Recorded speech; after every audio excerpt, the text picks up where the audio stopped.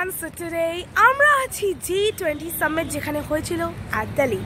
So এখানে different countries, 20 countries এর prime ministers এসেছিল আর obviously different topics এ কথা বলেছিল আর this is a very special place. আর এই special place এ আমরা আছি অনেক special, creative, wise, kind person, Mr. Samir Devnath. So ইনি মানে এত স্পেশাল পারসন আমি ডিফাইন করতে পারবো না ইনি বিউটি মানে he is a very renounced person in beauty in you know the beauty context that person so আজকে ইনি ফার্স্ট পজিশন পেয়েছেন rank 1 in the beauty contest which beauty contest can you please say এই কন্টেস্টটা হচ্ছে আপনার world voice এই কম্পিটিশনটা হচ্ছে Asia কাপের মতন একদম অতগুলো দেশ আসছে তাদের সামনে আমি কলকাতার হয়ে মিস্টার সমীর দেবনাথ কলকাতা থেকে আমি এসেছি এই কম্পিটিশন করব বলে বিদেশিদের সাথে ওয়াও মানে এটা এশিয়ান আমি আপনাকে একটু বলছি এশিয়ার মানে সব মডেলসরা এসেছিল ইনি একটা মেকআপ আর্টিস্ট মানে কলকাতাকে রিপ্রেজেন্ট করেছে শুধু কলকাতায় না ইন্ডিয়ার হয়ে হ্যাঁ সো মানে আমাদের খুব প্রাউড মোমেন্ট আছে এটা and thank you so much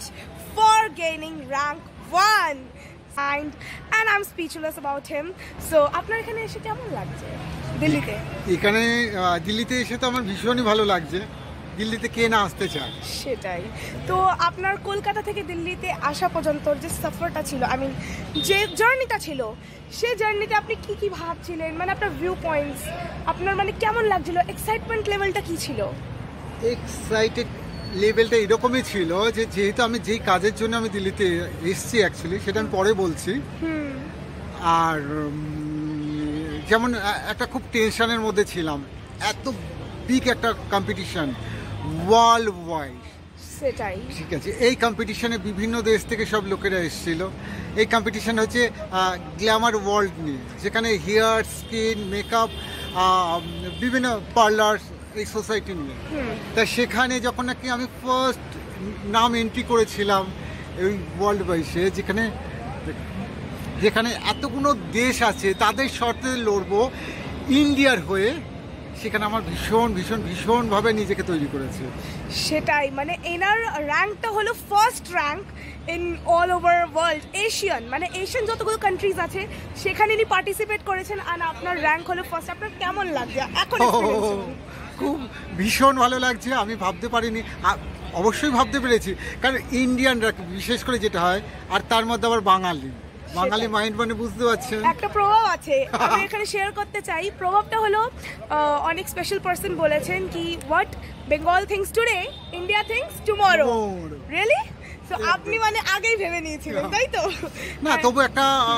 হাড্ডাহাড্ডি লড়াই ছিল অবশ্যই হাড্ডাহাড্ডি লড়াই ছিল ভেবে এসছি একরকম কিন্তু আমি যেটা প্রেজেন্ট করেছি হয়তো আপনাকে পরেও দেখাবে তা ঠিক আছে তা একটা যখন নাকি সবাইকে দেখলাম দেখার পরে মনে হলো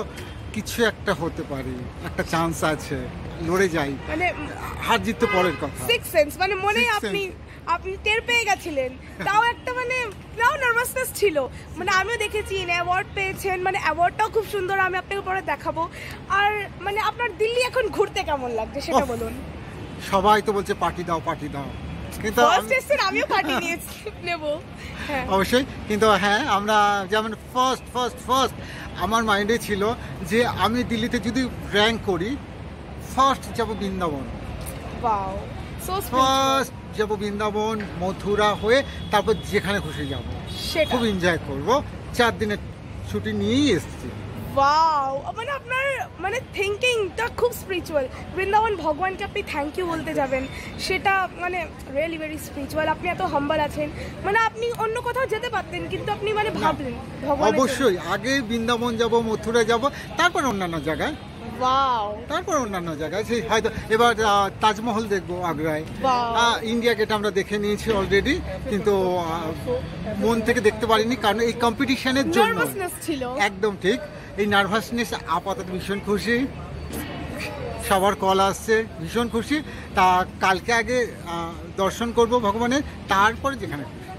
এখন আমরা করব পার্টি এন্ড আপনাদেরকে বলছি বাই বাই